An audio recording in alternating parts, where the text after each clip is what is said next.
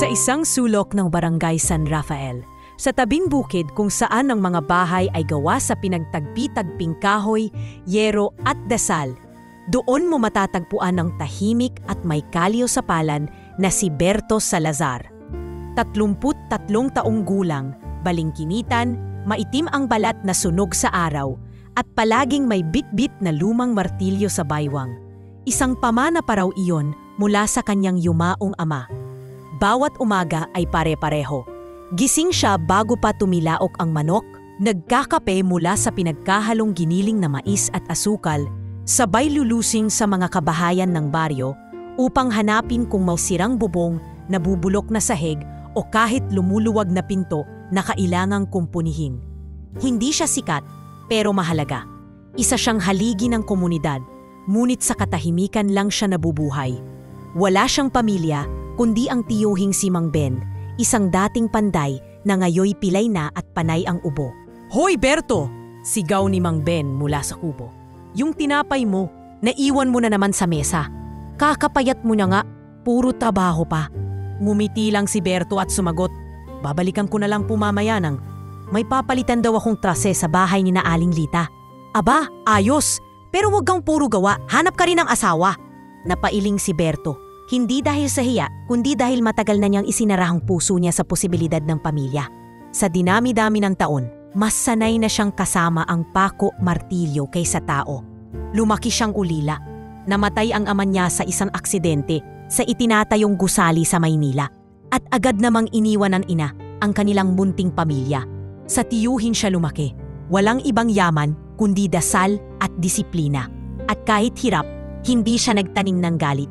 Ang kabataan niya ay ginugol sa pag-aalaga ng mga baka ng kapitbahay, pagpulot ng tuyong kahoy sa gubat, at pag-aaral ng mga gamit ng isang karpintero. Ngunit sa puso niya may pangarap. Simple lang, magkaroon ng maliit na bahay na may sariling bubong na siya mismo ang gumawa. May maliit na espasyo para sa kapatid niyang si Nene, isang dalagang may kapansanan sa paglalakad. Gusto rin niyang makapagtayo ng karinderya para may maipagpatuloy si Nene sa araw-araw. Hindi ito marangyang pangarap, ngunit para kay Berto, ito'y sapat na. Minsan sa gabi, habang pinapanday ang sirang upuan na iniabot sa kanya ni Mang Osyo, isang matandang nakatira sa lumang bahay sa gilid ng sapa, ay mapapatingin siya sa bituin. "Siguro, bulong niya, darating din yung araw na hindi na ako mamumulot ng tira-tirang kahoy. Baka sakali, may gumising sa isang umaga at sabihin, 'Berto, ito na yung bahay mo.' Pero baka panaginip lang yun." Si Mang Osyo na parating nakikinig mula sa kubo ay biglang sumingit habang nilalaro ang kanyang luma at biyak na radyo. "Huwag mong maliitin ang mga pangarap, iho. Minsan, dumarating yan sa oras na akala mong wala ng pag-asa." Napangiti si Berto. Alam niyan kahit gaano siya kahusay bilang karpintero, hindi iyon sapat para makaahon agad sa buhay. May mga panahong halos wala siyang kita sa loob ng isang linggo. May mga araw na pinatanggihan siya ng mga may bahay dahil wala itong pambayad. Pero kahit ganoon, hindi siya kailanman nagreklamo. Kapag may tumawag, tumutulong siya. Kahit pambayad man lang ay kanin o kamatis, ayos na sa kanya. Ang mahalaga, aniya, may silbi ako sa kapwa ko. Isang araw ng Miyerkules, habang inaayos niya ang luma at kinakalawang na bubungan ng isang barangay outpost, tinawag siya ng batang si Cardo, anak ni Aling Lita. "Kuya Berto," sigaw ng bata, habol ang hininga. May bagong lipat daw sa dulo ng kalsada. May kasama raw na bata, tapos parang sira-sira yung bahay nila. Napahinto si Berto at pinunasan ang pawis. "At talaga? May nagpapagawa ba?" "Ewan ko po, pero sabi ni nanay, parang wala raw kamag-anak dito. Galing daw Maynila. Mahiyain yung babae, tapos yung anak, maselan daw ang katawan." Tumango si Berto. Hindi niya pa alam na ang balitang iyon ang simula ng kwentong magbabago ng takbo ng kanyang tahimik na buhay. Kinagabihan, habang humihigop ng mainit na sabaw ng malunggay si Berto, muling naitanong ni Mang Ben, "Oh, nabalitaan mo na raw yung bagong lipat sa dulo? Mukhang mahirap din ang lagay. Walang makausap." "Oo nga po. tugon ni Berto. Kung sakaling kailangan ng tulong, baka madalaw ko bukas. Titignan ko kung may pwedeng kumpunihin. Yan ang gusto ko sa'yo, Berto. Hindi mo kailangan ng yaman para tumulong. Isang araw, ang kabubihan mo babalik din sa'yo. Hindi pa alam ni Berto noon na ang bahay na iyon, na luma, tagpi-tagpi at pinapasukan ng ulan, ay ang magiging sentro ng isang lihim. Isang lihim na nakaangkla sa yaman, kasaysayan, at isang pusong matagal nang gustong tumigil sa paglalakad. At sa kabila ng kanyang lumang martilyo, ang kanyang malasakit at kabutihang loob ang magiging tunay na susi sa pagbubukas ng isang bagong kabanata. Kinabukasan, habang sumisikat pa lang ang araw at naglilinis si Berto ng kanyang mga gamit mula sa nagdaang pagkukumpuni, dumaan sa harap ng bahay nila si Cardo. Sabik na magkwento. Kuya Berto, nandun na sila sa dulo, yung bagong lipat, may dala silang kahon-kahon, tapos parang walang kasama. Mama't anak lang. Sumilip si Berto sa kalsadang may manipis na alikabok. Sa layong hindi kalayuan, tanaw niya ang isang babaeng may suot na kulay abong bestida at sombrerong straw, habang buhat-buhat naman ng isang maliit na batang lalaki, ang isang tila mabigat na bag. Ang bahay na nilipatan nila ay matagal nang bakante. Wasak ang gate, giba ang dingding, at may yeri sa bubong na parang isang ihip lang ng hangin ang kailangan upang liparin. Yan ba yung sinasabi mong bagong lipat, Cardo? Tanong ni Berto habang inihahanda ang kanyang bisikleta. Opo, parang masungit po yung babae. Hindi po siya masyado nagsasalita. Pero yung anak niya, payat na. Parang sakitin po. Walang salitang tugon si Berto. Kinuha niya ang kanyang lumang martilyo, isinuot ang sombrerong kupas at tinuno ang dulo ng barangay kung saan naroroon ang bahay. Habang papalapit, napansin niya ang katahimikan ng paligid. Walang ibang tao. Walang asong tumatahol. Kahit hangin, tila nag-aatubili kung lalapit ba o hindi. Tumigil siya sa harapan ng bakuran at nakita ang babae na tila nag-aayos ng kurtina sa isang sirang bintana. Nang maramdaman nito ang presensya niya, lumabas ito ng dahan-dahan. Magandang araw po, bati ni Berto, magalang at may bahid ng pag-aalinlangan. Ako po si Berto, karpintero lang po rito sa lugar. Tahimik ang babae. Ang kanyang mukha ay hindi masyado makikitaan ng emosyon. Maputla ang kutis at may malalim na itim sa ilalim ng mata. Sa kanyang tabi, lumitaw ang isang batang lalaki, 7 taong gulang marahil, at agad na humawak sa palda ng ina. Pasensya na po, napansin ko lang po na baka kailangan yung ipaayos yung bubong. Mukhang matagas, lalo na po't paparating ang ulan. Sandaling katahimikan. Tila naglalaban ang hiya at pangangailangan sa mukha ng babae. Saglit na napatingin si Clarice kay Louie na noon ay bahagyang umuubo. Isang masuyong haplos sa likod ng bata ang isinagot niya. Matagal na niyang iniinda, kaya rin kami lumipat. Walang tahimik na lugar sa siyudad para sa kagaya niya. Hindi na nagsalita pa si Berto. Tinulungan niyang alisin ang ilang karton sa loob ng bahay. Pinakiusapang makisilip sa likod at agad na tinuno ang may sira ng bubungan. Ang mamayero'y kalawangin, may butas. At ang ilan ay halos hindi na nakakabit sa kisame. Sa isip niya, isang malakas na ulan lang ang kailangan para malunod ang buong silid. Kinabukasan, dumating si Berto, bitbit ang ilang piraso ng yero, kahoy na sobra sa huling proyekto, at pako. Nilagay niya sa isang kariton at itinulak mula sa bahay nila hanggang sa bahay ni na Clarice. Hindi na siya nagpaalam pa. Nagtrabaho agad. Nakita siya ni Louie mula sa bintana at masiglang tumakbo palabas. Kuya, ikaw ulit, may dala kang martilyo? Napangiti si Berto. Oo, Louie, ayusin natin to para hindi ka na mababasa ng ulan. Gusto mo kang matutong gumamit ng martilyo? Pwede ba yon? Pwede, basta andyan ang nanay mo't nakatingin. Mula sa may pintuan, tahimik lang si Clarice na nanonood. May kakaibang lungkot sa mga mata niya. Parang may itinatago. Parang hindi sanay na may tumutulong nang walang hinihinging kapalit. Pagkatapos ng 3 oras na trabaho, kahit mainit ang araw at madalas ang pagbagsak ng alikabok, natapos ni Berto ang pangunahing pagkukumpuni sa bubong. Hindi man perpekto, pero sapat para hindi na pasukin ng tubig ang bahay. Bago siya umalis, binigyan siya ni Clarice ng tinapay at mainit na salabat. "Pasensya na, ito lang ang meron kami," mahina niyang sabi. "Salamat po, masarap ito. Mas mainit pa sa araw," biro ni Berto. Nagkatinginan sila, saglit lamang, pero sapat para mapalambot ang mga pader na unti-unting tinayo ni Clarice sa puso niya. Kinagabihan, habang uminom ng kape si Berto sa tabi ng lumang lampara, muling nagtanong si Mang Ben. "Sino yung binisita mo kanina? Yung galing daw sa syudad?" "Clarice po, mabait, tahimik, may anak na may sakit," tumawa si Berto. "Hindi ko po napansin. Ang napansin ko po, butas ang bubong. Mas delikado kung umulan." Tugon ni Mang Ben. Minsan, sa mga ganong simpleng tulong, nagsisimula ang mga kwentong mahirap kalimutan. Hindi sumagot si Berto, pero sa loob niya, may maliit na kutob. Isang pakiramdam na ang mga sumunod na araw ay hindi na magiging tulad ng dati. At sa ilalim ng buwan, habang ang hangin ay dumarampi sa kanyang pawisang noo, pinunasan niya ang kanyang martilyo. Hindi niya pa alam, hindi niya pa kailanmang inakala na sa simpleng pagkukumpuni ng bubong, magsisimula ang pinakamalaking pagbabago sa kanyang buhay. Madaling araw pa lamang ay gising na si Berto.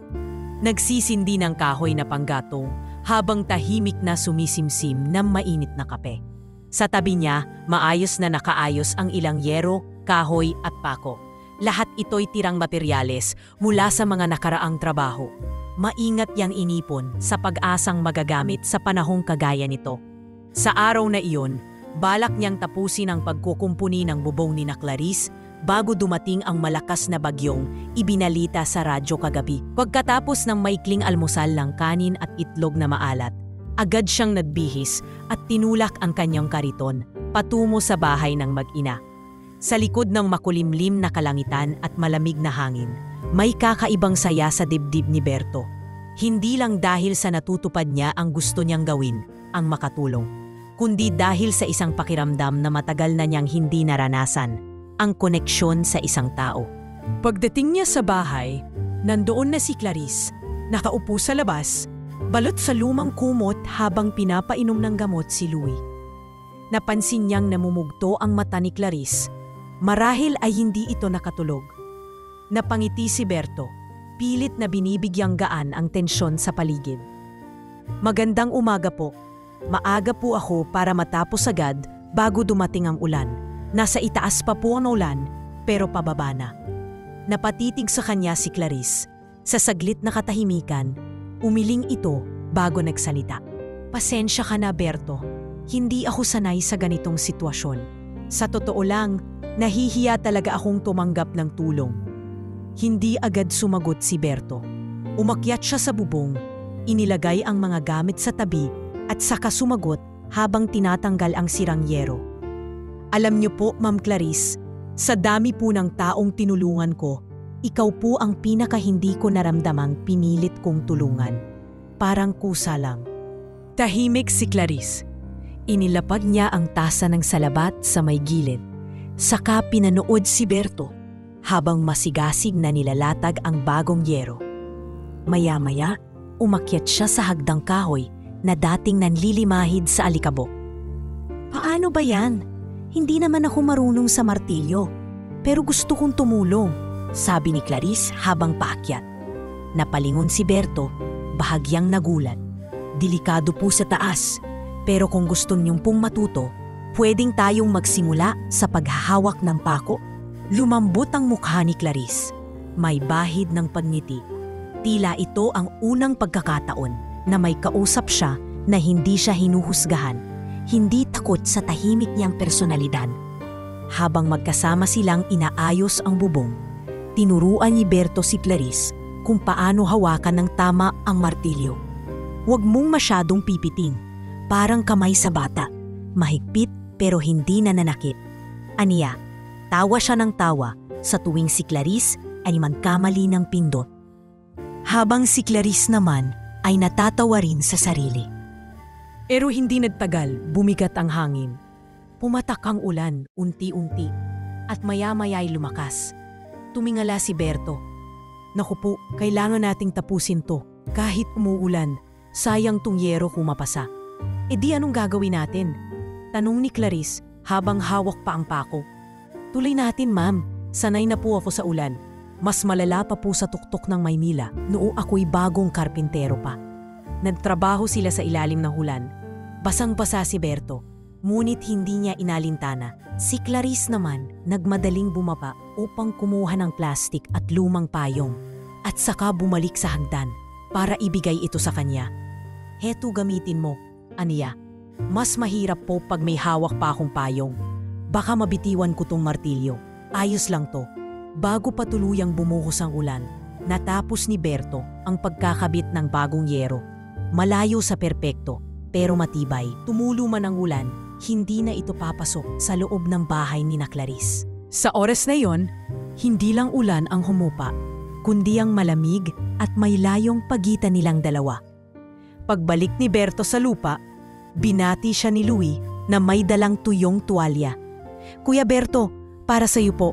Sabi ni nanay, salamat daw po talaga. Kahit basang-basa, tinanggap ni Berto ang tuwalya at bahagyang pinatuyo ang sarili. Natawa siya nang makita ang sarili sa salamin na nakasabit sa pader, mistulang basang sisiw na may putik sa mukha. Kinagabihan, habang naglalakad na pauwi, tinawag siya ni Clarice. Berto, sandali lang. Kumain ka muna. Nagtinola ako, yung may luya at sili, para mainitan ka. Napahintong si Berto. Hindi siya sanay sa ganitong anyaya, lalo na mula sa isang babaeng matagal nang tila ayaw ipalapit ang sarili sa iba. Ngunit sa titig ni Clarice, ramdam niyang totoo ang paanyaya. Pagpasok niya sa loob ng bahay, amoy na agad ang mainit na sabaw. May maliit na lampara sa gitna ng lamesa. Simpleng mesa pinggan, pero dama ang init at alaga. Umupo siya sa harap ni Clarice at Louie. Salamat po. Hindi ko po to inaasahan. Wala yun. Sa dami ng tulong mo ibinigay, ito lang ang kaya kong ibalik sa iyo ngayon. Habang kumakain sila, si Louie ay masiglang nagkwento tungkol sa kung paano siya gustong maging karpintero rin balang araw. Si Clarice naman ay tahimik na nakikinig, ngunit paminsan-minsan ay tumitingin kay Berto na may pagtanaw, na may tiwala at sa unang pagkakataon na may kalmadong kumpiyansa. At sa katahimikan ng gabing iyon, habang umuulan sa labas ng kanilang bahay, may 3 taong kumakain sa loob. Isang ulila, isang inang nawala ng tahanan, at isang batang nangangarap. Hindi pa nila alam kung saan hahantong ang kwentong ito, pero malinaw sa kanila na sa simpleng hapunan, may bagong pamilya ng unti-unting nabubuo. Sa mga sumunod na araw, matapos maayos ni Berto ang bubong ng bahay ni na Clarice, unti-unti nang napapansin ng mga taga-barangay ang presensya ng bagong lipat na mag-ina. Hindi na rin kaila sa mga mata ng mga usisero ang madalas na pagdalaw ni Berto sa bahay sa dulo ng baryo. At gaya ng inaasahan, kasabay ng katahimikan ng paligid ay ang pagsibol ng maiingay na bulong-bulungan. Bakit kaya puro tahimik yang si Clarice? Ni hindi mo makitang bumibili sa palengke o nakikipagkwentuhan sa iba? Para bang may tinatakasan? Wika ni Aling Norma habang nagsusuplay sa tapat ng tindahan. Baka may utang yan sa syudad, kaya nagtago dito. Dagdag ni Mang Itok, ang tricycle driver na halos lahat ng balita ay alam. Si Berto pa talaga ang pinili niyang lapitan. Buti na lang yung anak niya, masigla na. Pero teka, hindi ba parang mayaman ang itsura ng babae, tapos bigla na lang nandito sa sulok ng baryo natin? Baka kabit ng politiko, bulalas ni Aling Cora, na agad namang sinaway ng iba. Ay nakuhog naman tayong ganun, hafa-hafa lang yan. Ngunit sa kabila ng lahat ng mga chismis, nanatiling tahimik si Berto. Ni minsan na hindi siya nakisali sa mga kwentuhan sa kanto. Alam niya sa sarili niyang intensyon. Wala siyang inaasahan kundi makatulong. Alam niyang si Clarice ay isang taong tila matagal ng sugatan at hindi niya kailanman gustong dagdagan pa iyon ng pasaning galing sa mga tao. Bakit hindi ka na sumasama sa inuman tuwing Sabado, ha Berto? Tanong ni Mang Osyo, minsang bumisita sa kanya. Nagkaibigan ka lang ng babae? Biglang nawawala ka na? Mumiti lang si Berto at sinagot ito habang nagkakarpintero ng isang bangkito. May mga taong mas kailangan ako sa tahimik kaysa sa mga kantang lasing sa gabi, Mang Osyo. Hindi po ako nawawala. Napupunta lang ako sa tamang lugar. Tumango si Mang Osyo. Basta't mag-ingat ka. Hindi lahat ng mabait sa harapan ay ganun din sa likod. Baka masunog ka dyan. Sa sumunod na linggo, isang kakaibang pangyayari ang nagpalala ng mga tsismis. Isang itim na SUV ang dumating sa baryo. Makintab, tahimik ang makina at may mga sakay na hindi taga rito. Huminto ito sa tapat ng bahay ni na Clarice at ilang minuto ring nanatiling nakabukas ang ilaw habang may dalawang lalaking nakasuit na tilang may hinahanap. Wala namang bumaba kay Clarice. Walang nakausap. Ngunit pagkalipas ng 10 minuto, umalis ang sasakyan na para bang hindi ito dapat makita. Nabuhayan ng bagong sigla ang mga tsismosa. Ano raw yun? May hinahanap sa kanya? Baka nga wanted? Hindi yung simpleng bisita. Tignan mo yung SUV. Parang galing pa sa Maynila. May kakaiba sa babaeng yon, sinasabi ko sa inyo. Ang hindi alam ng marami, narinig ni Berto ang pagsara ng pinto ng SUV. At sa kanyang paglapit sa bahay ng gabing iyon, nadatnan niya si Clarice na nakaupo sa labas. Hawak ang mug ng malamig na salabat, walang imik at malamlam ang tingin. Tao po, maingat na bati ni Berto. Napalingon si Clarice at pilit na mumiti. Berto, pasensya na kung nabalot ng ingay ang pagdating ko rito. Wala po akong pakialam sa mga sinasabi ng iba. Ang mahalaga, ayos lang tayo ni Louie. Sagot niya habang umuupo sa harap ng babae. Matagal ang katahimikan bago muling nagsalita si Clarice. May mga tao kasing ayaw akong tigilan. Gusto nila akong pabalikin sa lugar kung saan ako sinaktan. Hindi lang katawan ko ang pagod, Berto, pati ang tiwala ko sa tao. Hinawakan ni Berto ang hawakan ng kanyang martilyo. Pinisil ito. Hindi dahil may balak siyang gamitin, kundi dahil ito ang tanging bagay na nagbibigay sa kanya ng lakas tuwing nahihirapan siyang magsalita. Hindi ko alam kung anong pinagdaanan mo, pero kung may lugar kang pwedeng matahimik, sana dito yon. Walang tanong, walang hingi ng kapalit. Napatingin si Clarice sa kanya. At sa unang pagkakataon, may luha sa kanyang mata na hindi galing sa takot kundi sa pag-unawa. Nang sumunod na araw, dumaan si Berto sa palengke para bumili ng ilang kahoy at pako. Pagdaan niya sa tindahan ni Aling Cora, bigla siyang tinawag. Oy, Berto, mag-ingat ka dyan sa babae na yan. Hindi mo kilala ang pinamulan niya. Baka kung anong gulo pa ang madamay ka. Hindi na siya tumingin pa. Tumuloy siya sa paglalakad at binulong sa sarili. Hindi lahat ng gulo ay dapat takbuhan. Minsan, yung gulo, tao lang na kailangan ng kaibigan. Ilang araw pa ang lumipas at naging mas madalas na ang dalaw ni Berto kina Clarice. Minsan ay may dalang gulay, minsan ay kape. Sa isang pagkakataon, dinala niya si Louie sa parke sa plaza habang si Clarice ay naglalaba. Salamat, Berto. Hindi ko akalaing may taong ganito pa rin sa panahon ngayon, sabi ni Clarice habang pinapatuyo ang kanyang mga kamay. Nasa panahon pa rin tayo ng mga taong marunong magmahal kahit hindi nila kailangan. Basta't hindi lang dapat mawala ng gana, sagot niya. Habang mas dumadalas ang kanilang pagkikita, lalong tumitibay ang ugnayan sa pagitan ng tatlong pusong dahan-dahang naglalapit. Isang ama-amahan, isang batang muling natuto ng saya, at isang inang unti-unting muling nagtitiwala. Hindi man mawala ang mga bulong-buluman sa paligid. Nanatiling matatag si Berto sa paniniwalang minsan, ang kabutihan ay kailangang ipaglaban din, kahit kalaban ay sariling komunidad. At habang lumalalim ang mga araw, lalong lumilinaw sa kanya.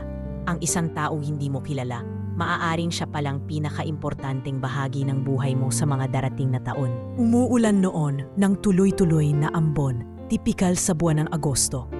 Sa bawat patak ng ulan na tumatama sa bubong ng bahay ni na Clarice, may tunog ng pangambang hindi niya maipaliwanag. Si Louie, ang kanyang anak, ay buong araw nang nilalagnat at ang ubo nito'y tila lalong lumalalim sa bawat paghiga. Hindi siya sanay sa ganitong kondisyon. Wala siya sa siyudad na may madaling akses sa ospital. Wala rin siyang regular na pera. At ang pinakamalungkot sa lahat, Wala siyang masandalan. Kinagabihan, habang tahimik na pinupunasan ni Clarice ng basang bimpo ang noo ni Louie, bigla itong nagsimulang hingalin.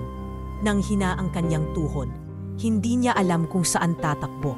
Walang kuryente at ang cellphone niya'y wala na ring signal. Napayuko siya sa tabi ng anak at mahigpit na niyakap ito. "Anak, tahan na.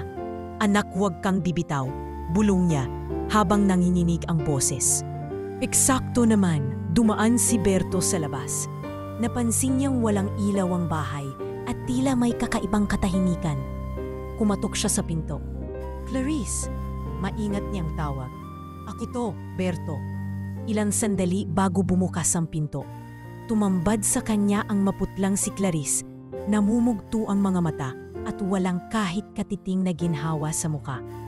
"Berto, si Louie." Hindi siya makahinga. Bulong niya na parang mababasag anumang sandali. Hindi na siya nagtanong. Pumasok agad si Berto. Pinuhat ang bata at ibinalot ito sa kumot.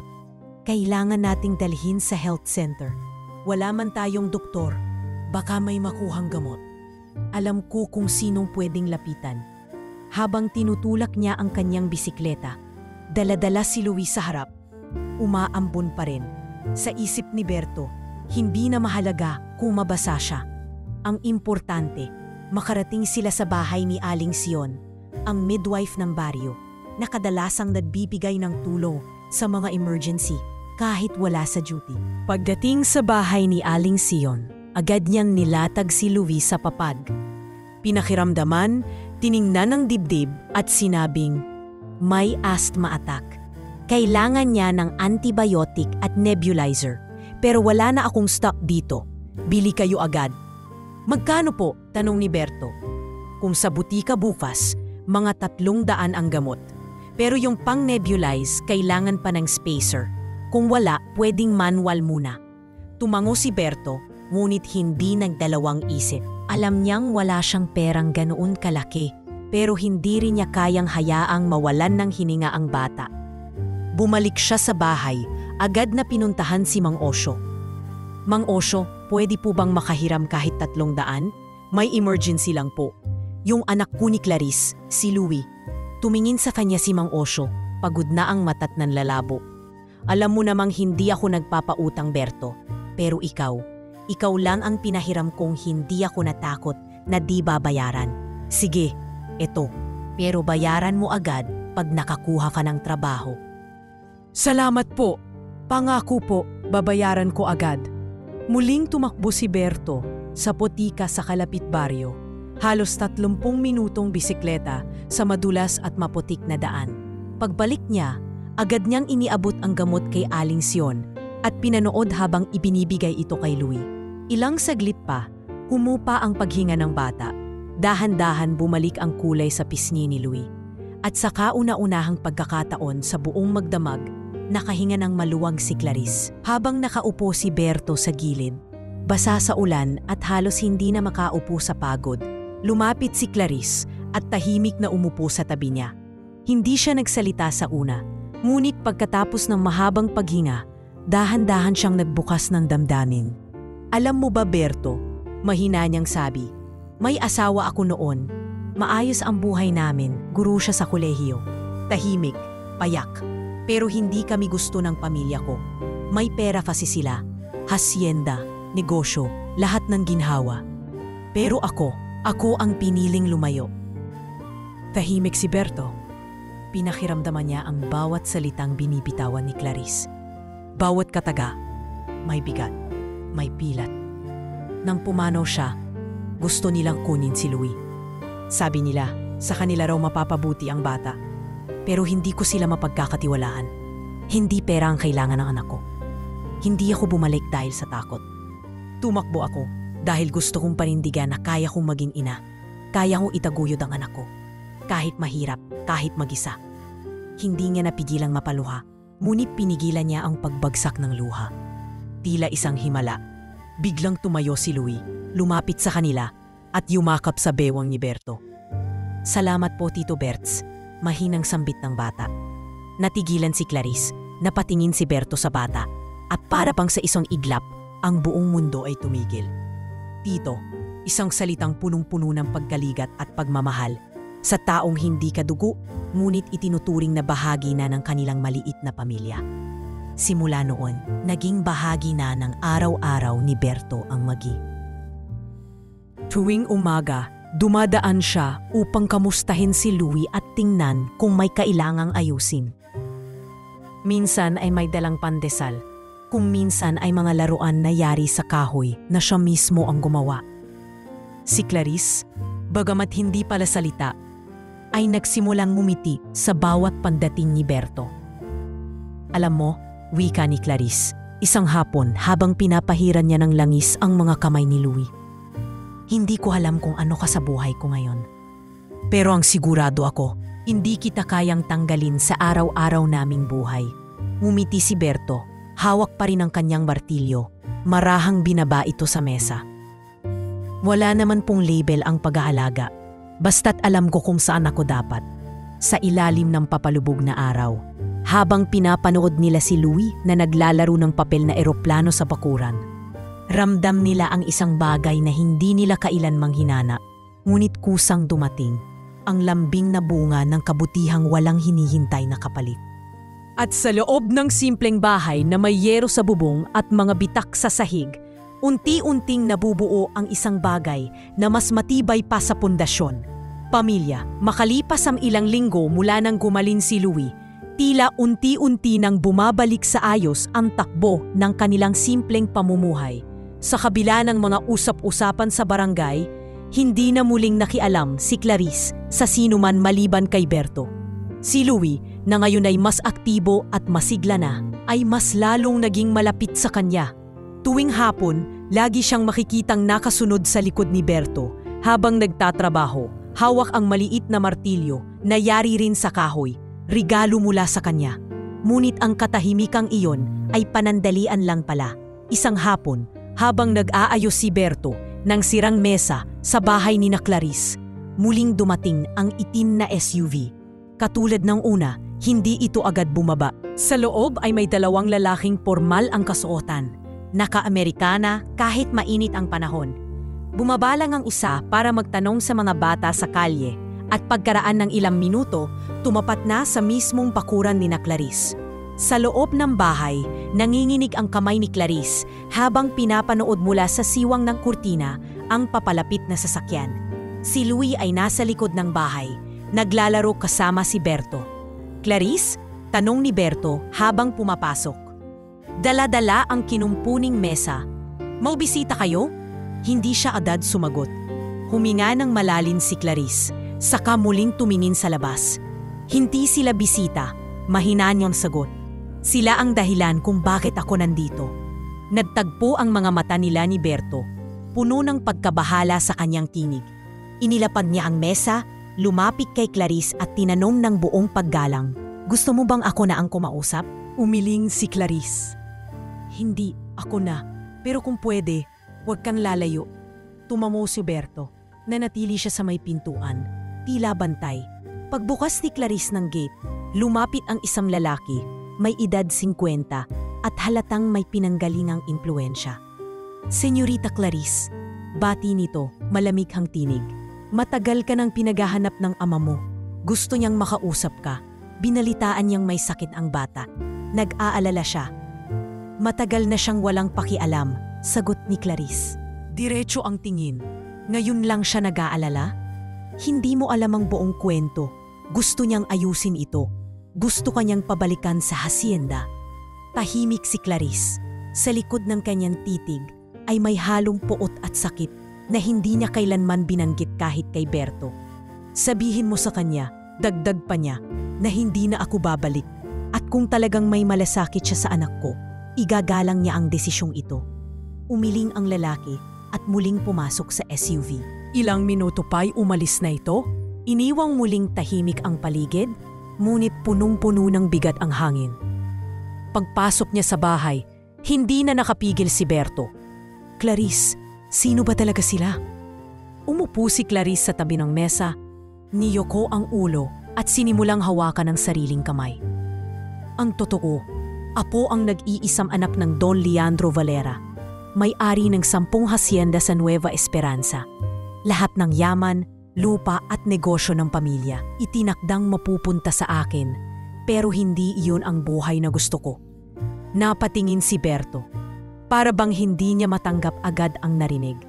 Hindi dahil sa yaman, kundi sa pagkakaibang mundo na tila biglang bumangga sa kanyang sariling mundo. Bakit mo iniwan yon? Dahil pinili kong mahalin ang isang lalaking hindi tanggap ng pamilya ko. Isang guro, payak, mabait, walang pangalan sa lipunan.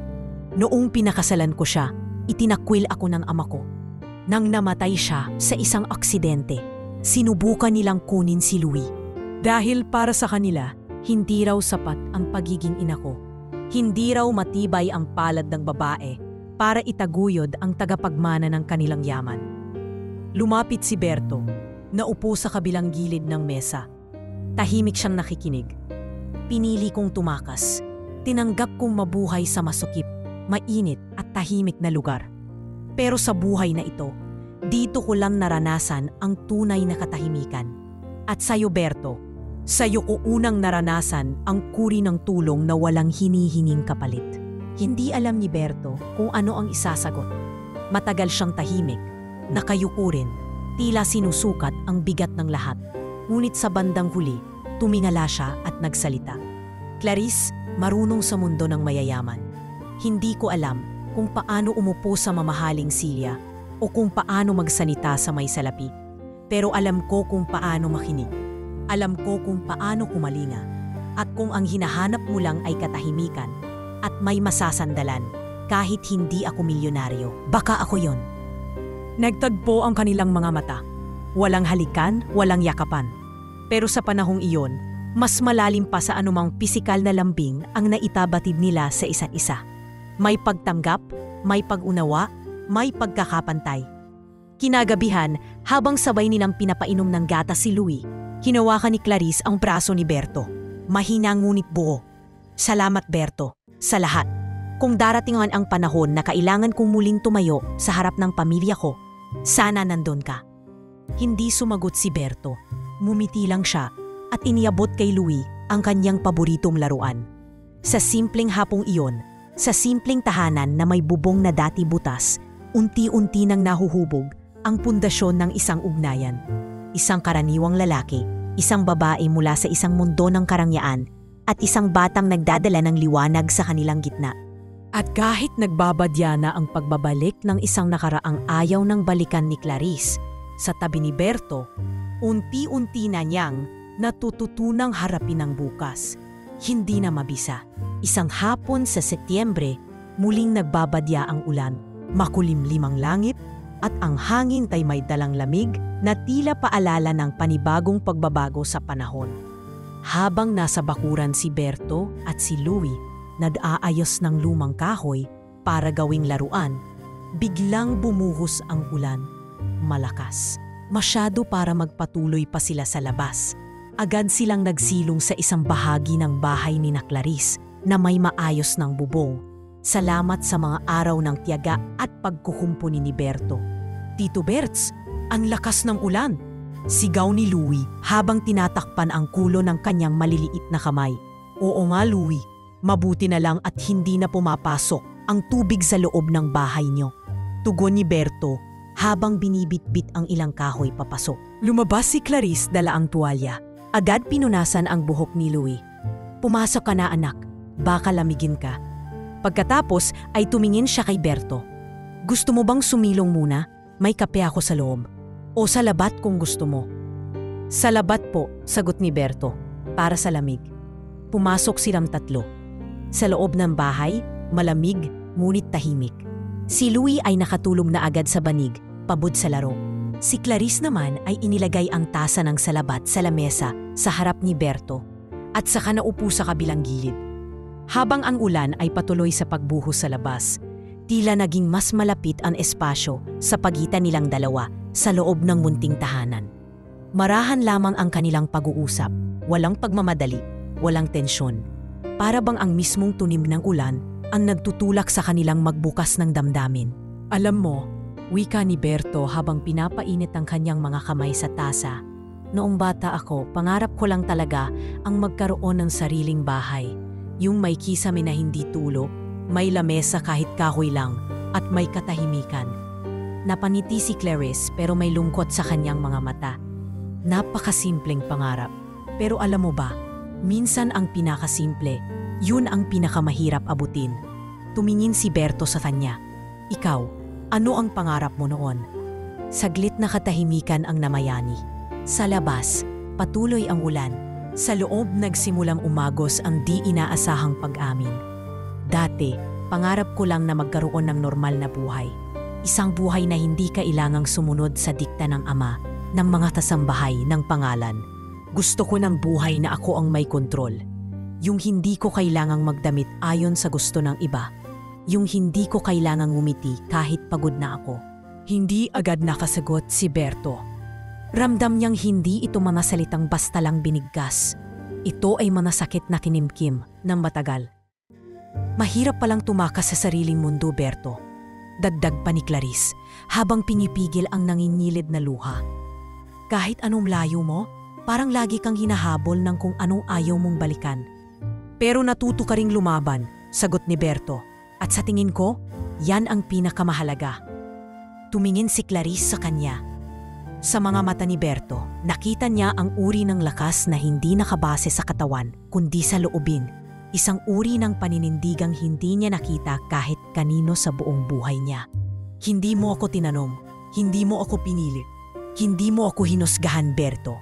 Bakit? Nagkibit balikat lang si Berto. Dahil hindi mo naman kailangan ng tanong para mapansin kung sino ka. Minsan sapat na ang pakiramdam. At doon, hindi inaasahan ni Berto, ngunit biglang tumulo ang luha ni Clarice. Hindi ito iyak na may sigaw o hikbi, kundi tahimik, banayad at matagal nang pinipigilan. Hindi ko na kasi alam kung totoo pa ba ang mga kagaya mo. Mahina niyang sabi. Hindi ko na alam kung may natitira pa bang taong walang ibang intensyon, kundi tumulong lang. Tumayo si Berto, marahang lumapit sa kanya at umupo sa tabi. Hinawakan niya ang isa nitong kamay. Banayad, hindi mapilit. Umingin siya sa mata nito. Clarice, hindi ko alam kung anong kaya kong ibigay.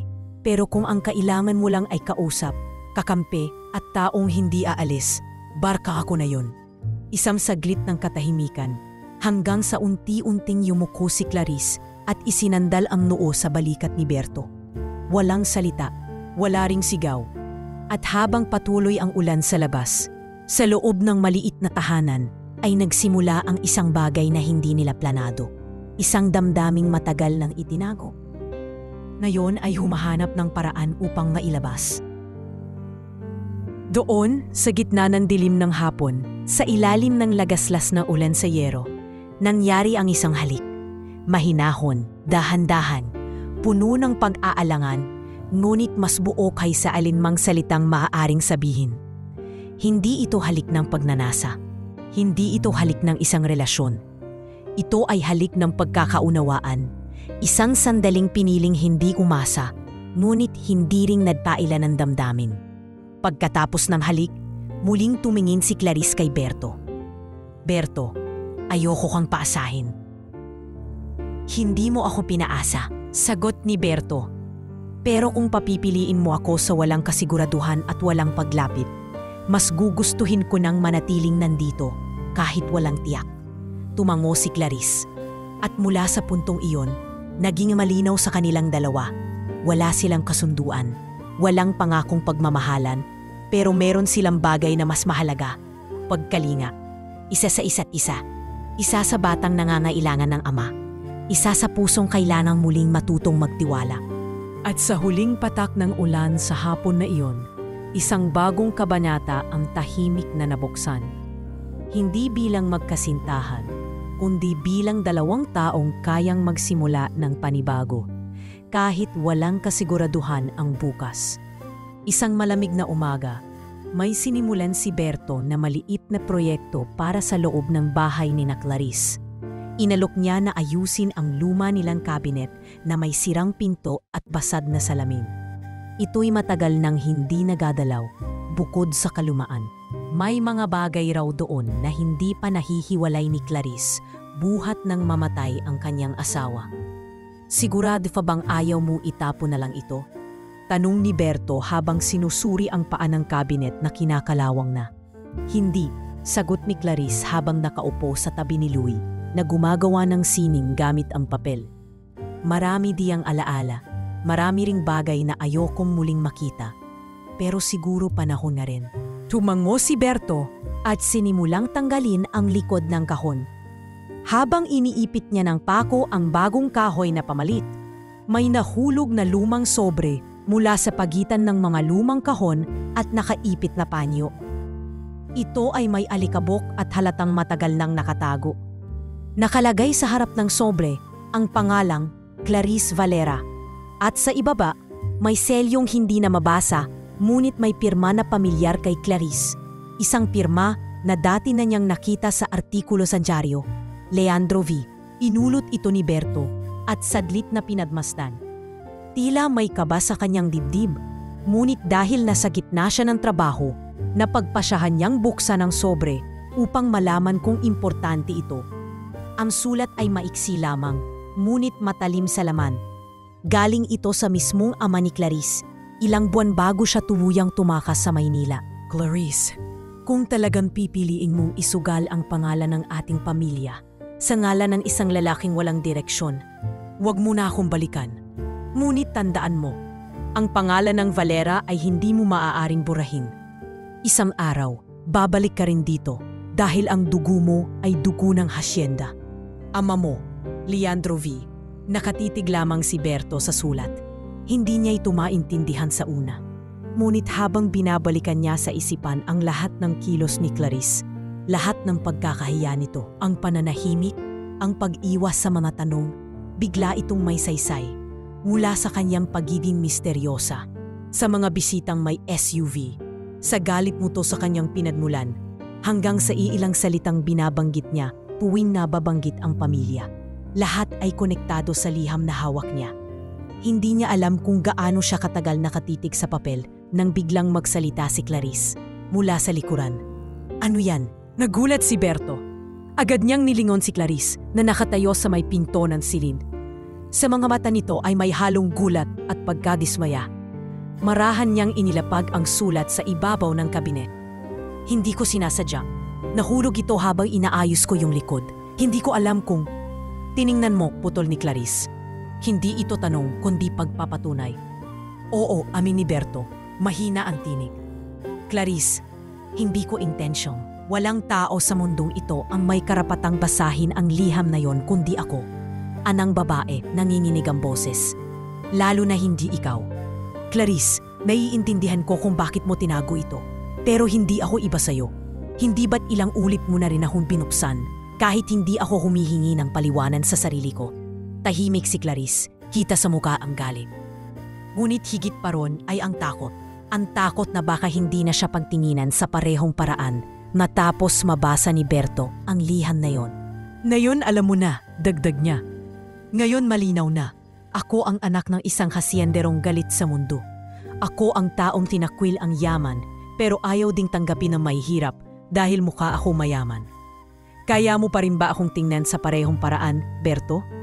Lumapit si Berto. Gusto niyang hawakan ang kamay ni Clarice, ngunit bahagya itong umatras. Clarice, hindi nagbago ang tingin ko sa'yo. Oo, nagulat ako. Pero hindi ako nandito dahil sa kung sino ka noon. Nandito ako dahil sa kung sino ka ngayon. Ngunit umiling si Clarice at sa tinig na may panginginig, sabay sabing, hindi mo ako kailangang ayusin, Berto. At lalo't higit, ayokong kaawaan mo lang ako. Hindi ako naaawa sa'yo, nire-respeto kita. Kaya ako tumulong dahil nakitita ko sa'yo ang tapang na wala sa karamihan. Hindi mo ako kilala, Berto, mariing tugon ni Clarice. At siguro, hindi ko rin kilala ang sarili ko. Kaya baka mas mabuting huwag mo muna akong lapitan. Tahimik si Berto. Hindi niya inaasahan ang panlamig na ito. Ang lalim ng kanilang pinagsamahan ay tila biglang binunot ng isang lihim na hindi naman niya hinangad malaman. Kinabukasan, nang bumalik si Berto upang dalhin sana ang laruan ni Louie na ginawa niya mula sa kahoy, nadatnan niya ang bahay na tila walang laman. Sarado ang pinto at sa harap ng pintuan ay may maliit na piraso ng papel. Kailangan kong umalis. Salamat sa lahat, Berto. Huwag mo na akong hanapin. Lumuhod si Berto sa harap ng pinto. Hawak ang laruan, hawak ang liham. Hindi siya umiyak, hindi siya sumigaw. Ngunit sa loob niya, may puwang na biglang nabuo. Isang puwang na iniwan ng isang tao, hindi naman niya kailanmang inaasahang mamahalin.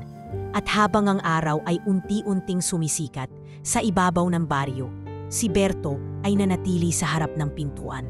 Tahimik, wala nang martilyo sa kamay, wala nang katawang pagod, tanging puso lang ang bigat na dala. Mula nang mabasa ni Berto ang sulat sa harap ng pintuan at madatnang walang tao ang bahay ni na Clarice, tila biglang tumigil ang takbo ng kanyang mga araw. Parang may nawala sa loob ng bahay, ngunit higit pa roon, may nawala sa loob niya. Si Louie na laging nakasunod sa kanya tuwing umaga. Si Clarice na tahimik lang, ngunit palaging naroroon sa bawat salitang hindi niya binibitawan.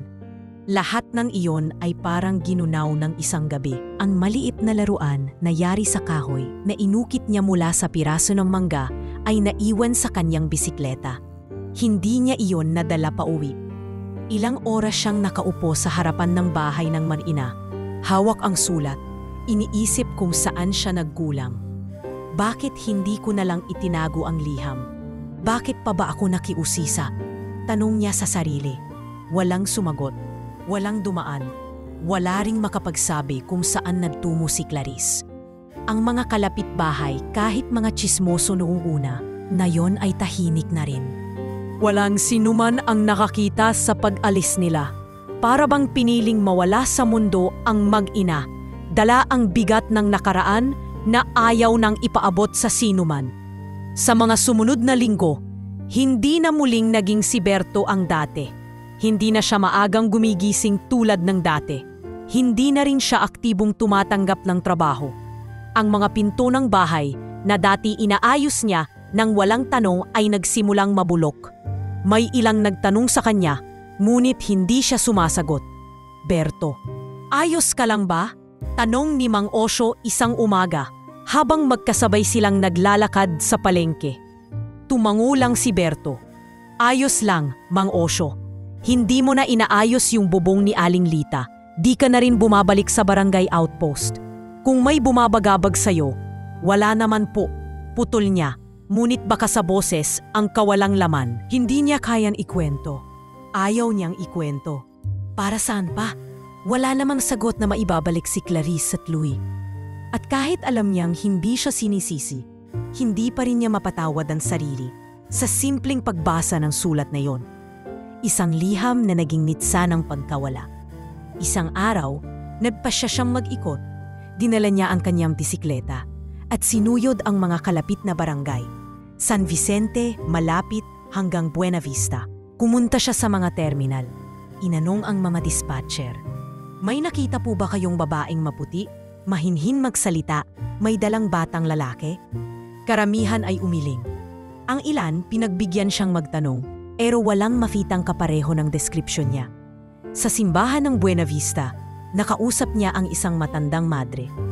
May isang babae akong nakitang nagdasal dito, ilang linggo na ang nakalilipas. Wika nito, tahimik, bitbit ang anak, pero hindi na bumalik. Tandaan niyo po ba ang mukha? Tanong ni Berto. Hindi ko malimutan ang lungkot sa mga mata niya. Parang may dalang kasalanan na hindi niya may paliwanag. Tila tumaas ang pag-asa ni Berto, ngunit muli rin itong nawala. Dahil wala namang direksyon kung saan hahanapin, kahit may mukha siya sa isip, wala siyang hawak na palatandaan. Pagbalik niya sa San Rafael, tahimik ang mga tao. Hindi tulad ng dati, wala nang nagtatanong kung anong ginagawa niya sa bahay ni Clarice. Wala na ring nagchichismis. Ang misteryong inalis niya sa baryo ay tila isinukob muli sa katahimikan. Pero sa puso ni Berto, ang tanong ay hindi tumigil. Ano ang naging pagkukulang ko? Sana sinabi niya kung saan siya pupunta. Sana kahit isang pahiwatig lang. Sa mga gabi, nauupo siya sa bangkito malapit sa bahay nila ni Mang Ben. Pinagmamasdan ng dilim, ang bituin at ang hangin, na minsang naging saksi sa mga tahimik nilang usapan ni Clarice. Minsan, Dinadala niya ang laruan ni Louie sa bulsa at pinapaikot ito sa mga daliri para lang maalala ang tawanan niya. Hindi lahat ng tulong ay nauuwi sa kapalit. Bulong ni Berto minsan sa sarili. Minsan, kahit anong kabutihan, hindi mo mapipilit ang isang pusong takot. Isang gabi, habang pauwi galing simbahan, nadaanan niya ang bahay ng mag-ina. Sarado pa rin, tahimik pa rin. Ngunit sa tabi ng pintuan, may lumang paso na inakyap ng damo. Naisip niyang linisin. Kinabukasan, bumalik siya, bitbit ang tabo, sabon at sipilyo para sa kahoy. Unti-unti, nilinis niya ang harapan ng bahay. Inalupan ang damo, inayos ang mga nabubulok na bahagi ng sahig sa harap. Hindi para sa sinuman kundi para sa sarili niya, para sa alaala ng isang tahanang minsan niyang itinuring na bahagi ng araw-araw niya. May mga batang napadaan. Bakit mo pa inaayos yan, Kuya Berto? Wala na yung nakatira dyan. Hindi naman lahat ng bahay inaayos para sa taong nandoon, sagot niya. Minsan, inaayos mo yan para sa alaala ng mga taong ayaw mong mawala. Kahit wala si Clarice, kahit wala si Louie, patuloy ang paggawa ni Berto. Hindi bilang karpintero, kundi bilang taong umaasa pa ring balang araw babalik ang dalawang pusong nagpabago sa kanyang pananaw sa buhay. At habang inaayos niya ang mga bitak sa harap ng bahay, habang tinatahi ang sirang tabing, isang hangin ang dumaan. Tahimik, malamig, ngunit puno ng damdaming tila pamilyar. Hindi niya alam kung kailan, hindi niya alam kung saan. Pero sa puso niya, alam niyang hindi pa tapos ang kwento nila. Hindi pa ito ang wakas. Lumipas ang halos 2 taon mula nang mawala si Clarice at Louie sa buhay ni Berto. Sa bawat buwan, tila unti-unting bumibigat ang katahimikan. Patuloy siyang nagtatrabaho sa barangay bilang karpintero. Kumpuni dito, kabit doon, pero hindi na siya ang dating masigla, palabati at mabilis tumawa. Marami pa rin ang nagtitiwala sa kanyang galing, ngunit halatang may nawala sa liwanag ng kanyang mga mata. Berto, bakit parang laging malalim ang iniisip mo? Tanong minsan ni Mang Osyo habang sabay silang kumakain ng lugaw sa palengke. Wala naman, Mang Osyo, maikling sagot niya, kasunod ng isang pilit na ngiti. Siguro kasi tumatanda na tayo. Ngunit isang araw, may dumating na balita na gumising sa dating tahimik na baryo ng San Rafael. Isang lalaki mula sa Maynila ang dumating, bitbit ang dyaryo at ilang papel. Ayon sa kanyang kwento, pumanaw na raw ang kilalang hasyendero na si Don Leandro Valera, ang ama ni Clarice. Ang balita ay kumalat hindi lang sa mga baryo, kundi sa buong lalawigan ng Nueva Esperanza. Kasama sa artikulo ang isang larawan ng babae, formal ang ayos, nakasuot ng itim. Pero kahit anong tanggi ni Berto, hindi siya maaaring magkamali. Si Clarice iyon. Siya na raw ang opisyal na tagapagmana ng lahat ng ari-arian ng Valera. Kwento ni Aling Cora. Isipin mo yon. Yung tahimik na babae na akala natin ay walang-wala. Siya pala ang may-ari ng halos kalahati ng lupa dito sa Timog. Tahimik lang si Berto. Hindi siya nagtanong. Hindi siya nakisali sa diskusyon. Sa halip, bumalik siya sa kanyang munting kubo. Dinampot ang kahoy na laruan ni Louie na itinatago niya sa isang lumang kahon at tumitig sa larawang nakaukit doon. Isang munting ngiti sa kahoy, simpleng simbolo ng panahong hindi niya malilimutan. Kinabukasan, habang nagkukumpuni siya ng bakod sa may gilid ng barangay hall, isang itim na SUV ang huminto sa tapat ng kanyang kinatatayuan. Bumaba ang isang lalaking may itim na Amerikana. "Ikaw po ba si Ginoong Berto Salazar?" tanong nito. "Opo, may kailangan po kayo?" tanong niya habang tinatanggal ang alikabok sa kanyang palad. "Iniimbitahan po kayo ni Ginong Idilis Salay. Sumama po sana kayo sa amin ngayon. May nais po siyang pag-usapan." Hindi agad sumagot si Berto. Hindi siya gumalaw. Sa loob niya ay parang may sumiklab na damdaming matagal niyang tinago. Galit, pananabik, pagkalito. Ngunit sa huli tumango siya.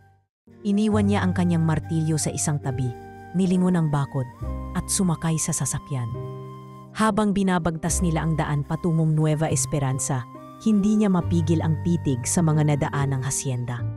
Malawak na taniman, puting bahay na may malalawak na beranda, at mga trabahador na nakayuko sa tanim, malayo sa nakasanayan niyang mundo. Muli niyang naramdaman ang lamat ng pagkakaiba, ng estado, ng pamumuhay ng katahimikan na tilang hindi niya kailanman mararating muli. Pagdating sa isang malawak na hasyenda, agad siyang sinalubong ng mga taong nakaayos. Inihatid siya sa isang silid na may tanawing bundok at taniman ng mangga. Doon, sa ilalim ng lilim ng punong akasya, nakaupo si Clarice. Nakasuot ng simpleng puting bestida. Ngunit may aura ng isang babaeng hindi na kailanman kinakailangan pang humingi ng pahintulot. Berto, mahinang tawag nito. Nagtagpo ang kanilang mga mata. Hindi na sila kagaya ng dati. Ngunit naroon pa rin ang damdaming hindi namatay. Tila natulog lang, ngunit ngayon ay muling gumising. Akala ko, hindi na kita makikita ulit, sabi ni Berto habang dahan-dahang lumapit. Hindi ko rin alam kung kailan ako magkakaroon ng lakas ng loob para humarap sa'yo, sagot ni Clarice. Umupo si Berto sa upuang kaharap niya. Ilang sandali silang hindi nagsalita. Hangin lang at ang bahagyang paggalaw ng mga dahon sa itaas ang saksi sa bigat ng mga salitang hindi pa binibitawan. Bakit ka umalis? Tanong ni Berto sa wakas. Bakit hindi mo ako hinayaang samahan ka? Bakit ako iniwan sa isang sulat? Napayuko si Clarice. Dahil natakot ako, Berto. Natakot ako na baka sa pagharap po sa nakaraan, madamay ka. Baka kapag nakita ng ama ko na may kasama akong karpintero, na mahal ako ng isang taong hindi niya tanggap, mas lalo niya akong piliting ibalik sa sistema niya. Pinili kong lumaban mag-isa para kay Louie, para sa akin, at para hindi masira ang katahimikan mo. Pero Clarice, sagot ni Berto, puno ng lungkot sa tinig. Hindi mo ba naisip na sa katahimikan mo yon, ako ang naiwang maingay sa tanong, sa pagsisisi, sa paghahanap? Napatitig si Clarice. Sa kanyang mga mata ay may pagtanggap at pagsisisi. Alam ko, at araw-araw sa hacienda, habang iniintindi ang papeles ng lupa, habang nakikipag-usap sa mga abogado, habang pinipilit kong maging Valera, araw-araw gusto kong bumalik. Pero alam kong hindi ako pwedeng bumalik nang wala akong maipagmamalaki. Hindi mo kailangang magdala ng yaman para bumalik, Clarice. Ang kailangan mo lang ay ang lakas na dati mo nang taglay. Saglit silang natahimik. Sa di kalayuan, nakita ni Berto si Louie na lumalakad papunta sa kanila. Hawak ang isang laruan. Ang laruan na inukit niya dati, dala pa rin ng bata. Tito Berts, sigaw nito habang niyayakap ang kanyang mga binti. Napaniti si Berto. Ang kanyang kamay ay dahan-dahang bumaba para yakapin ang bata. Namiss kita, Tito, bulong ni Louie. At sa pagyakap na iyon, nabura ang halos 2 taon ng katahimikan, pag-aalinlangan at sakit. Nasa isang lugar na hindi niya akalaing mararating. Isang hacienda na dati tila panaginip lamang. Ngunit higit pa ron, nasa harap niya ang 2 taong minsan nawala. Ngunit muling ibinalik sa kanyang buhay sa panahong hindi niya inaasahan. Hindi pa tapos ang kwento nila. Ngunit ngayon, may panibagong simula. Sa kalagitnaan ng araw, habang ang hangin ay malamig at may dala pa ring amoy ng taniman ng mangga, muling naglakad si Berto sa loob ng hacienda. Sa bawat hakbang niya sa malinis na daan ng batong puti, pakiramdam niya'y tila ibang mundo ang kanyang nilalakad. Wala ang mga tagpi-tagping yero, wala ang amoy ng alikabok mula sa kahoy, wala ang tunig ng martilyo, pawang katahimikan, kalinisan at karangyaan. Ipinatawag siya ni Clarice sa siribulong ng hacienda kinabukasan matapos nilang muling magkita. Maaga pa lang ay gising na si Berto, ngunit hindi niya malaman kung bakit tila may mabigat sa kanyang dibdib. Nakasuot siya ng simpleng polo, hinirampa mula kay Mang Osyo, at medyas na minsang ginagamit lang niya tuwing may kasalan o binyag. Pagpasok niya sa silid, naroon si Clarice, nakaupo sa may bintana, nakaharap sa malawak na taniman. Sa harap ng mesa ay may nakalatag na mga plano, blueprint ng mga bahay, layout ng pasilidad, listahan ng mga proyekto. Berto, bungad ni Clarice.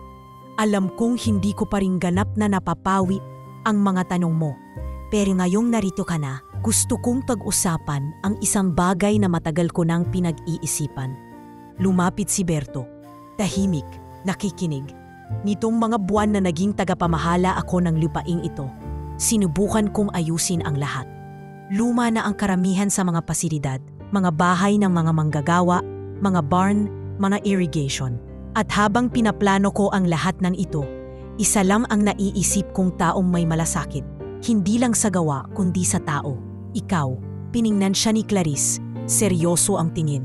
Gusto kong ikaw ang mamahala sa rehabilitasyon ng buong sakahan. Gusto kong ikaw ang magsaayos ng mga bahay, bubong, mga kalsada rito. Hindi ko kailangan ng arkitekto, kailangan ko ng taong may puso. Kailangan ko ng taong may integridad. Hindi agad nakapagsalita si Berto. Sa mga mata niya, nakita ang bigat ng alok. Isang alok na hindi lang tungkol sa trabaho, kundi sa pagbabagong hindi niya inakalang darating. Clarice, mahina niyang sambit. Ang dami mong pwedeng kuning tao para rito. Mga eksperto, mga lisensyado. Wala sa lisensya ang tiwala, Berto. Sagot ni Clarice. Kilala kita. Alam ko kung paano mo ayusin ang sirang bubong na hindi lang yero ang ginagamitan, kundi manasakit. Hindi ito negosyo para sa akin. Pananagutan ko to at gusto kong ikaw ang kasama ko. Saglit na katahimikan ang namagitan. Sa labas, dumaan ang malakas na hangin. Napayo ko si Berto. Ila iniisip ang mga panahong dati ay isang lumang martilyo lang ang kanyang inaasahan sa araw-araw. Bakit ako? Tanong niya. Ako na hindi naman bihasa sa pamamalakad. Ako na simpleng karpintero lang. Dahil ang kailangan ng mga tao rito ay hindi lang tagapamahala, kundi lider na totoo, sagot ni Clarice. At Berto, ikaw ang tinuturing king tahanan sa panahong akala ko wala na akong uuwian. Napayo ko si Berto, hindi dahil sa kahihiyan, kundi sa bigat ng tiwala. Gusto niyang sumigaw ng oo, ngunit may bahagi sa kanya ang natatakot, takot sa pagbabagong napakalaki. Takot na baka mawala ang katahimikan na kasanayan niya. Nang gabing iyon, tumuloy siya sa isang silid ng hasyenda na pansamantalang inilaan sa kanya. Mahinang ilaw, malamig ang hangin, at mula sa bintana, tanaw niya ang ilaw ng baryo sa malayo. Sa lamesa, dala pa rin niya ang lumang martilyo, ang parehong martilyong ginamit niya sa bubong ni na Clarice noon. Pinagmamasdan niya ito, hawak sa palad, tila tinatanong ang sarili. Handa na ba ako? Naalala niya ang mga araw na nag-aayos siya ng upuan sa gitna ng ulan. Ang mga gabing kasama si Louie sa pagpapako ng laruan. At ang huling beses na pinunasan ni Clarice ang kanyang buhok matapos ang pagkukumpuni ng bubong. Hindi ito tungkol sa pag-angat. Hindi ito tungkol sa pagyaman. Ang totoo, ito ay tungkol sa kung handa ba siyang tanggapin na hindi na siya ang dating si Berto. Hindi na lang basta karpintero, kundi taong handang tanggapin ang panibagong papel sa buhay ng ibang tao. Kinabukasan, habang sabay silang nag-aalmusal ni Clarice at Louie, muling nagtanong ang babae. Berto, alam kong hindi madali ang hinihiling ko, pero ayokong ipilit. Kung pipiliin mong bumalik sa San Rafael, maiintindihan ko. Tumingin si Berto kay Louie, na masiglang ngumiti sa kanya habang nilalaro ang isang maliit na kutsara. Pagkatapos ay tumingin siya kay Clarice at sa ngiting payapa. Binigkas niya ang sagot. Hindi ko iiwan ang martilyo ko.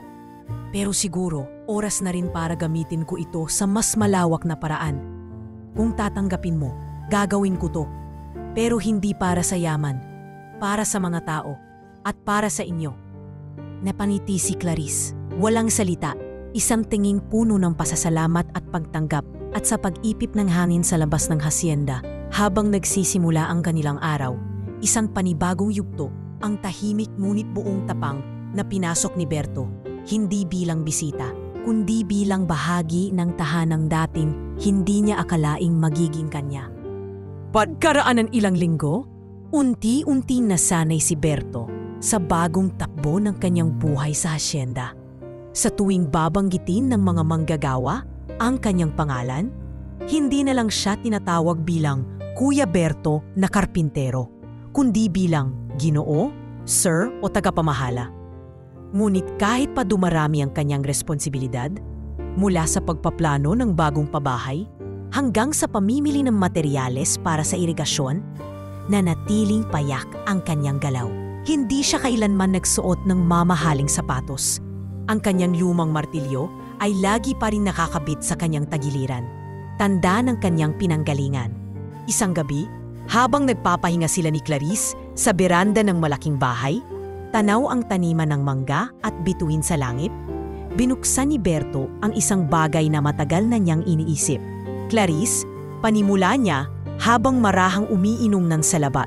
Kung papayag ka, may hihilingin sana ako. Tumingin si Clarice sa kanya. Ano yun? Gusto ko sanang gamitin ang parte ng kinikita ko para ayusin yung lumang paaralan sa San Rafael. Alam mo naman kung gaano kahalaga sa akin ang baryo na yon. Doon ako natutong mangarap kahit halos wala kaming libro. Doon ako unang humawak ng martilyo kahit hindi ko pa alam kung anong silbi ng plano ng bubong. Napangiti si Clarice. Kung yan ang gusto mo, suportado kita. Ang yaman ay hindi lang dapat natatambak sa bangko. Ang tunay na yaman ay yung naibabahagi mo sa iba. Kinabukasan, agad na tinungo ni Berto ang San Rafael. Hindi siya nagpasabi. Nakasakay siya sa isang lumang motorsiklong iniwan ng dating foreman ng hacienda. At ang likod nito'y may daladalang ilang planong pangkonstruksyon ng sketch na iginuhit niya sa likod ng lumang resibo. Pagkarating niya sa baryo, sinalubong siya ng mga dating kakilala. Mga bata noon na ngayoy may mga anak na at matatanda na ngayoy may tungkod na.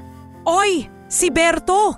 Akala namin hindi ka nababalik, sigaw na isang matandang tindera. Baka balak na tayong bili ng hacienda, biro ng isa. Ngunit agad ding napalitan ang ingay ng tuwa sa tahimik na paghanga nang makita nila ang dahilan ng pagbabalik niya. Tumigil si Berto sa harap ng lumat halos sira-sirang paaralan ng barangay. Isang gusaling yari sa kahoy at lumang semento na nilamon na ng damo at kalawang.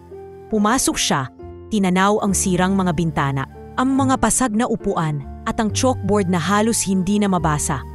Sa mismong silid kung saan siya minsang natutong magbasa gamit ang second-hand na libro. Muli siyang naupo. Isang damdaming hindi niya maipaliwanag ang bumalot sa kanya. Doon siya lumaki.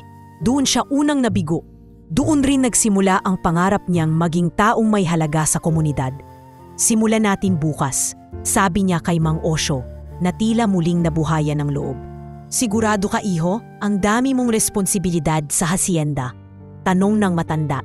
Doon nga ako lalong natuto na hindi lahat ng tagumpay ay tungkol sa pag-akyat. Minsan, yung tunay na pag-unlad, yung marunong kang lumingon sa pinagmulan mo. Sa loob ng isang buwan, araw-araw bumabalik si Berto sa San Rafael. Kasama ang ilang kabataang lalaki at babae na may interes sa karpinterya. Nagsimula silang ayusin ang pundasyon ng paaralan. Hindi lang siya nagtuturo kung paano humawak ng pako, kundi pati na rin kung paano magbasa ng plano, magtansya ng materyales. At higit sa lahat, magtrabaho ng may puso. Mahalaga hindi lang ang gawa kundi ang layunin. Puro niya isang hapon habang pinapaliwanag kung paanong dapat maging pantay ang mga batayang kahoy ng bagong silid. Bakit po, Kuya Berto? Tanong ng isa. Kasi kahit gaano kaganda ang bubong, kung baliko ang pundasyon, babagsak din yan. Parang sa buhay, kahit gaano karami ang pera mo, kung hindi mo inaalagaan ang ugat mo, wala rin. Lingid sa kaalaman ng lahat, si Louie ay madalas sumasama sa kanya tuwing weekend. Naging masigla ang bata, malusog na, matalino at palangiti. Hindi ito mapaghiwalay kay Berto at sa bawat proyekto, bitbit nito ang maliit na kahon ng pako at martilyong gawa sa kahoy, regalo ng kanyang Tito Birds. Isang araw, habang tinapahinga nila ang mga kasamang batang nagtatrabaho, nag-akyat si Louie ng baso ng tubig kay Berto. Tito Birds, paglaki ko gusto ko ring maging katulad mi, aniya, buong tapang. Katulad ko? Tanong ni Berto habang umiinom. Opo, yung hindi mo kailangan maging mayaman para tumulong. Basta't may puso ka, sapat na. Napangiti si Berto. Sa simpleng sagot ng bata, parang naipon ang lahat ng dahilan kung bakit siya bumalik. Hindi para ipagmalaki ang tagumpay, kundi para muling magtanim ng pag-asa. Isang paaralan isang batang may pangarap, at isang komunidad na kailangang maniwala ulit. At sa paglubog ng araw, habang tanaw niya ang bagong bubong ng paaralang unti-unti nang natatapos, pinikit ni Berto ang kanyang mga mata. Sa kanyang palad, naroon pa rin ang kalyo mula sa martilyo. Ngunit sa puso niya, may bagong pakiramdam. Hindi na siya basta karpintero. Isa na siyang tulay, isang halimbawa, isang tahanan para sa mga nangangarap. Makalipas ang ilang buwan, isang bahay ang unti-unting tumindig sa gitna ng taniman ng mangga. Sa loob ng hasyenda. Hindi ito malaki, hindi marangya, at wala rin itong anumang elementong sumisigaw ng karangyaan. Ngunit sa bawat pader at bawat palitada ng simento, naroon ang pagkakabuo ng isang tahanang may pinagmulan. Hindi sa pera, kundi sa alaala, sa kabutihan, at sa tahimik na pagmamahal. Si Berto mismo ang nagdisenyo ng bahay. Isang silid para kay Louie, isang silid para kay Clarice, at isang maliit na workshop sa gilid kung saan naroon ang lumang mesa, mga gamit sa karpinterya, at ang kanyang martilyo. Isang bagay na, sa kabila ng lahat ng kanyang napagdaanan, ay hindi niya kailanmang ipinagpalit. Gusto niyang manatiling konektado sa kung sino siya bago niya natagpuan ang lahat ng ito. Sa unang gabi ng kanilang paglipat, pinapos ni Clarice ang pagliligpit ng mga gamit habang si Louie ay abalang nag-aayos ng kanyang laruan sa ilalim ng kama. Sa loob ng tahanang iyon, kahit madilim ang labas at may katahimikan ang paligid, puno ng init ang bawat sulok. Init ng pagtanggap, ng muling pagbubo at ng paghilom. Lumabas si Berto sa harapan ng bahay, hawak ang kanyang martilyo at naupo sa maliit na bangkito. Ilang sandali pa, sinamahan siya ni Clarice, may dalang 2 tasa ng kape. Hindi ko inakalang darating tong araw na to, wika ni Berto habang pinagmamasdan ng buwan na nakasabit sa langit. Hindi lang to basta bahay, Berto, tugon ni Clarice. Isa tong alaala ng lahat ng sakripisyo mo. Alaala ng simula natin. Ng simula at ng lahat ng galos. Biro ni Berto habang tinitingnan ng mga pilat sa kanyang kamay. Pero alam mo, kahit anong hirap ang pinagdaanan natin noon, uulitin ko pa rin lahat kung dito rin mauuwi. Tahimik nang ngumiti si Clarice. Sumandal siya sa balikat ng lalaki. Payapa, walang anumang paliwanag. Sa mga gabing gaya nito, hindi na nila kailangan ng maraming salita. Ang kanilang presensya ay sapat upang ipaalam na tapos na ang paglalakad sa magkaibang landas. Naalala mo pa ba yung unang beses mong inayos ang bubong namin? Tanong ni Clarice matapos ang ilang sandali. Oo naman, sagot ni Berto. Umulan pa nga noon. At ikaw, umakyat kahit hindi mo alam gamitin ang martilyo. Baka nga mas nabutas mo pa yung yero kaysa sa... Tumawa si Clarice.